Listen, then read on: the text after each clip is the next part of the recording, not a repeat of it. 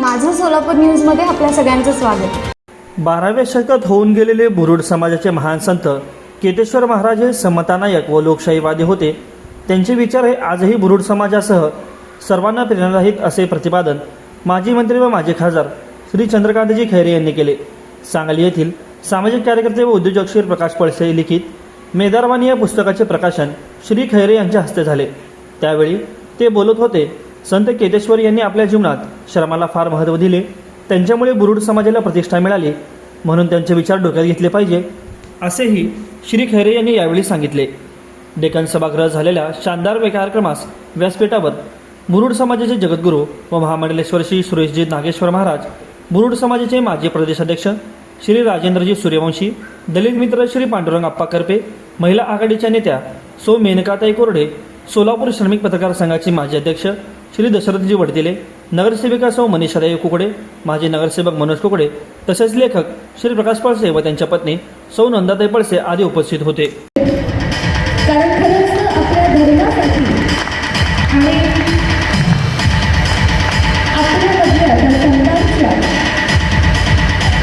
अभिमानासाठीचा हा सुंदर क्षण सर्वांच्या डोळ्यासमोर उभे आहे।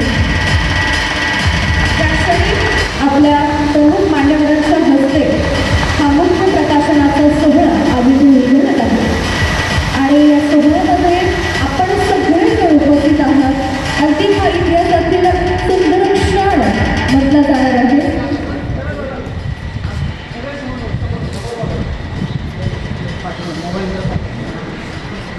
मंडळी, आज संत केतेश्वर स्वामी महाराज जिथे कुठे असतील त्यांच्या मुखावर नक्कीच समाधानाचं हास्य असेल, कारण त्यांचे विचार आज पुस्तकाच्या रूपाने समाजाच्या हाती आले आहेत। आज आपण फक्त पुस्तक प्रकाशित केलं नाही, आपण एक विचार जिवंत ठेवला आहे। शंका घेण्याची फार आवश्यकता नाही। ज्यांना ज्यांना शंका आहे त्या ठिकाणी कार्यक्रम समजाल करताना किंवा तुझ्या घरी मला निरोप द्या, मी येईल, खैरे साहेब येतील, महाराज येतील, हे इतका प्रगल्भ विचार मांडणारे आपले मेदार केतय्या होऊन गेले।